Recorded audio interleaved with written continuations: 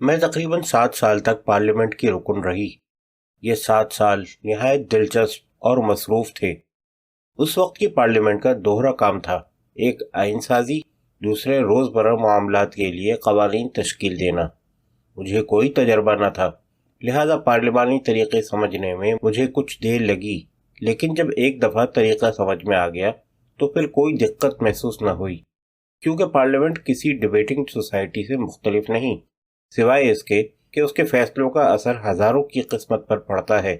یہ ایک بہت اہم ذمہ داری تھی، اور مجھے ہمیشہ شدت سے یہ احساس رہا کہ ایک تجویز کی مخالفت یا حمایت پر کتنا زبردست فائدہ یا نقصان ہو سکتا ہے۔ خواتین کے احترام کی روایات قائد اعظم مسلم لیگ کے جلسہ ہائے عام میں کر چکے تھے، جہاں محترمہ فاطمہ جناح ہمیشہ قائد اعظم کے ساتھ ڈائس پر تشریف فرما ہوتی تھیں، کیونکہ وہ پردہ نہیں کرتی تھیں۔ مسلم لیگ کے رکن خواتین بھی اسی طرح ڈائس کے سامنے کی نشستوں پر بیٹھتی تھیں، لیکن پردے دار خواتین کے لیے پردے کا انتظام بھی ہوتا تھا۔ خواتین کے ساتھ نہایت عزت اور ادب کا رویہ رکھا جاتا تھا، کسی طرح کی فقرے بازی یا بدتمیزی کا سوال نہ تھا۔ ادب کی یہ روایت مسلم لیگ کے جلسوں میں قائم ہو چکی تھی، اور یہ طریقہ اسمبلی میں قائم رہا۔ اسمبلی کے 79 ارکان میں ہم صرف 2 عورتیں تھیں۔ ایک بیگم جہاں آرا شاہ نواز تھیں، جو پرانی سیاسی کارکن تھیں اور پہلی گول میز کانفرنس میں شریک ہو چکی تھیں۔ دوسری میں، بنگال کی نمائندہ۔ ہمیں بیٹھنے کے لیے علیحدہ ایک چھوٹی بینچ دی گئی تھی۔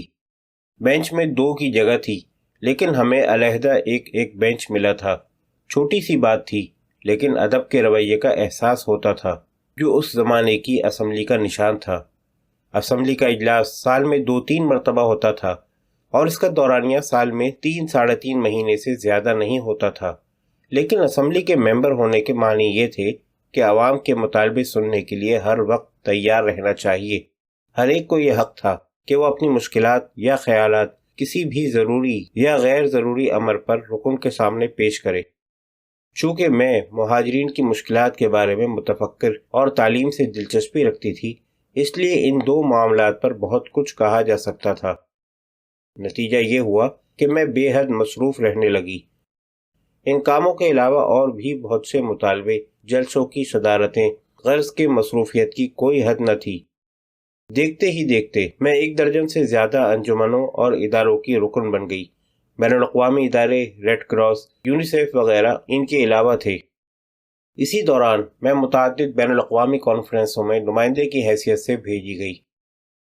1948 کا اقوام متحدہ کا اجلاس پیرس میں منعقد ہو رہا تھا۔ اس میں بھی میں نے نمائندہ حیثیت سے شرکت کی۔ یہ کافی اہم اجلاس تھا۔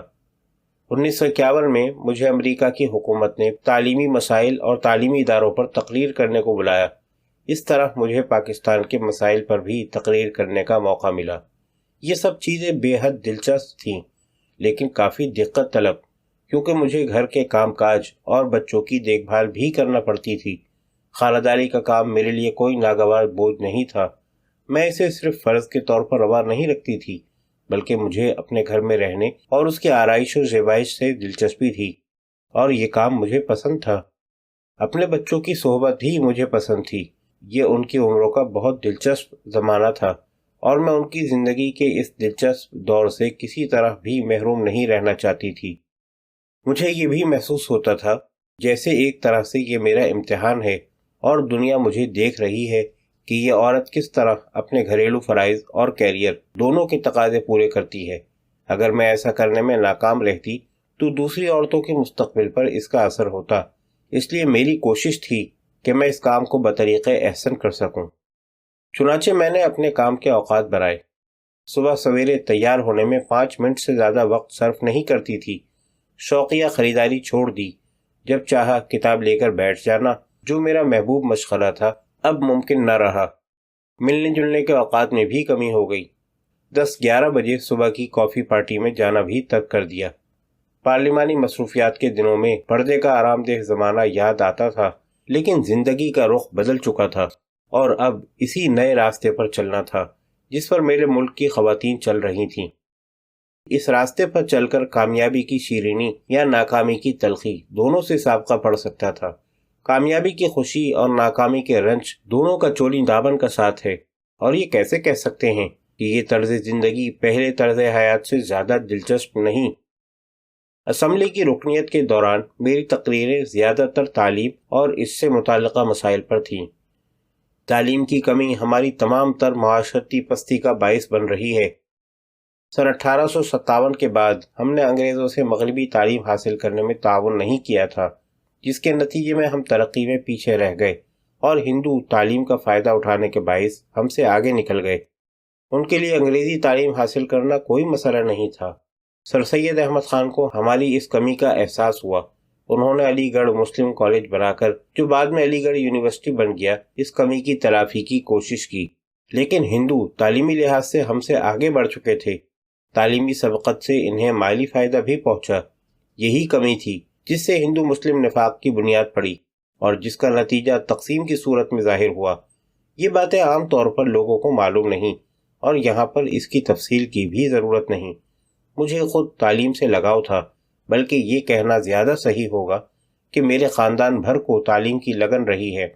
میرے دادا، پھوپھی، چچا سب نے تعلیم کو اپنا محبوب مشغلہ بنایا تھا، لہذا میرا ان کے نقش قدم پر چلنا ایک قدرتی بات تھی۔ مجھے بڑی خوشی ہوئی جب 27 نومبر سن 1947 کو حکومت پاکستان نے آل پاکستان ایجوکیشن کانفرنس کراچی میں منعقد کی۔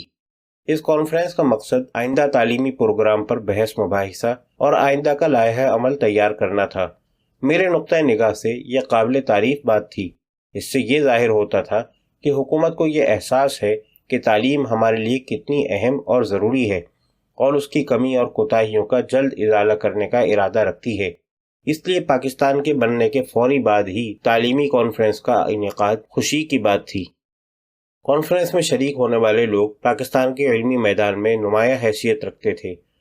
ان میں رضی شاہ بخاری پنجاب سے، پروفیسر شاہد سہروردی شہید سہروردی کے بڑے بھائی جو تعلیمی دنیا میں بڑا مقام رکھتے تھے، بنگال سے، اور ڈاکٹر داؤد پوتا سندھ سے شامل تھے۔ ان کے علاوہ جو بھی کانفرنس میں شریک تھے، اعلیٰ تعلیم، وسیع نقطۂ نگاہ اور تعلیمی تجربے کے حامل تھے، اور پاکستانی حکومت کو تعلیمی تجاویز دینے کے لیے موزوں۔ لیکن میرا یہ خوشائن تصور زیادہ عرصے قائم نہ رہا، کیونکہ ان تعلیمی دنیا کے ماہر لوگوں کے علاوہ کانفرنس میں ایسے لوگ بھی شامل تھے جو نہایت تنگ نظر تھے۔ میرے اسمبلی کے 6 سال ان لوگوں کے خلاف جدوجہد میں گزرے۔